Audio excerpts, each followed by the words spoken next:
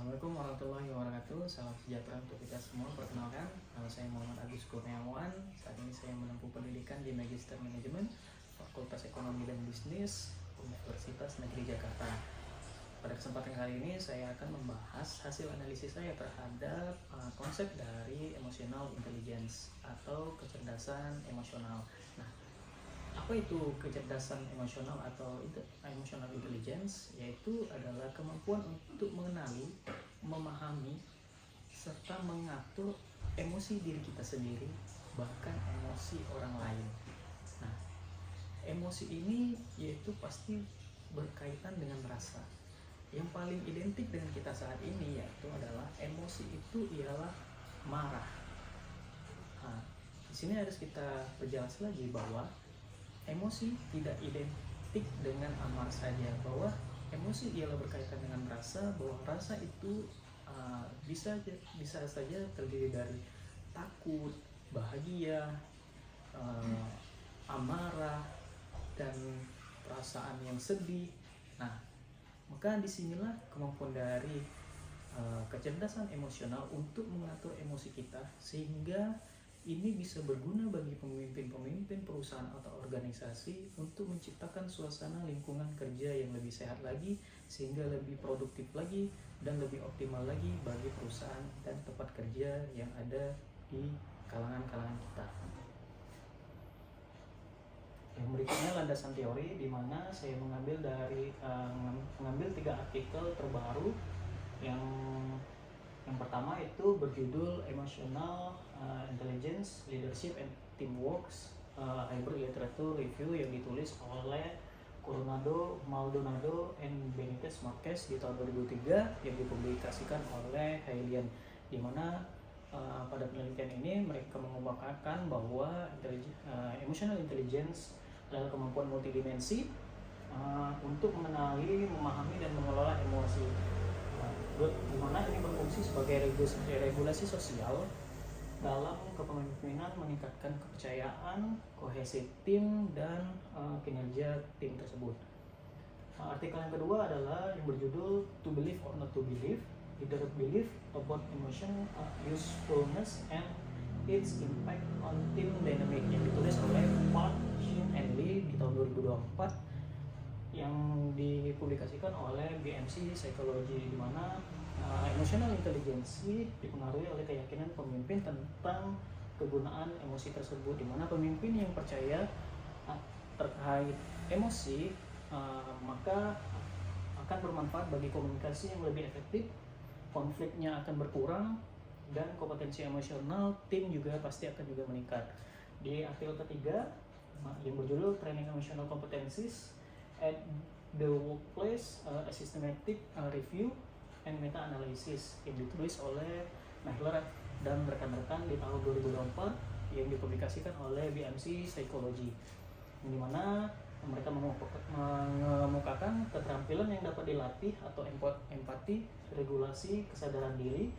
Itu pelatihan emotional intelligence terbukti efektif meningkatkan kompetensi emosional karyawan dan kinerja jangka menengah. Nah, dari ketiga artikel ini bisa kita lihat bahwa emotional intelligence tidak hanya sekedar teori, tetapi juga sudah terbukti secara empiris bahwa ini menjadi bukti nyata bagi kebermanfaatannya bagi perusahaan ataupun di dunia kerja.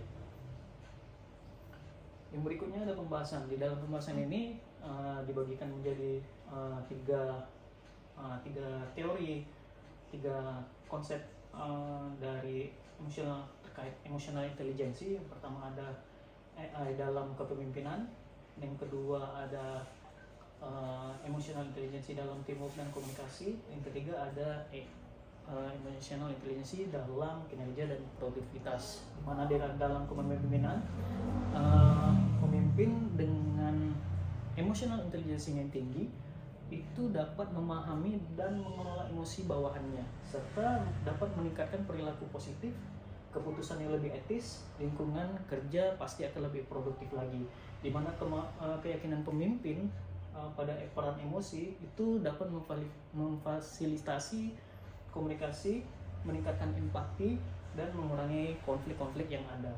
Mana emotional intelligence ini sama saja dengan alat kepemimpinan yang strategis dan pembentuk budaya organisasi. Yang kedua adalah emotional intelligence dalam teamwork dan komunikasi, di mana ini dapat memperkuat iklim kerja yang positif dan mengurangi konflik yang destruktif, di mana pemimpin tinggi dapat menciptakan psikologi safety, yaitu di mana anggota diberikan kebebasan untuk berpendapat yang lebih positif lagi.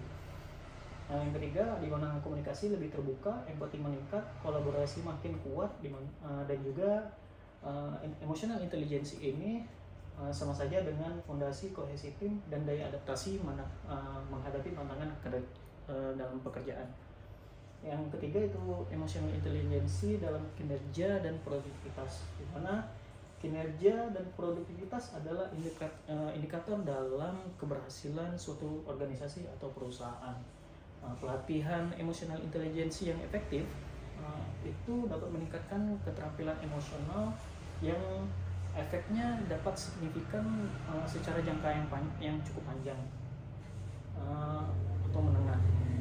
Nah, yang ketiga, di mana karyawan yang sudah menerapkan emotional intelligence yang secara tinggi itu dapat mampu mengelola stres, menjaga motivasi dan perilaku kerja yang semakin proaktif, di mana ROI organisasi juga dapat meningkat, produktivitas, kepuasan dan loyalitas karyawan juga pasti akan meningkat. Kesimpulan, di mana peran emotional intelligence itu yang pertama, elemen penting bagi organisasi modern yang berkelanjutan dan adaptif.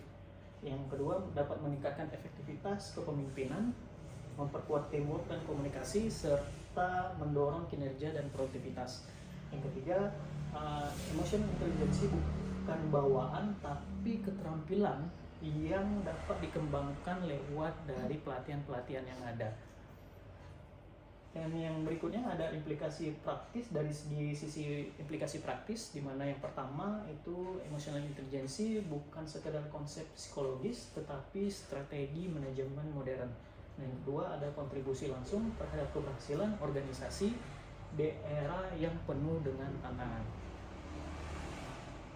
Baik, terima kasih. Itulah yang bisa saya sampaikan pada kesempatan kali ini tentang pembahasan saya mengenai analisis konsep dari emotional intelligence. Saya ucapkan terima kasih. Assalamualaikum warahmatullahi wabarakatuh.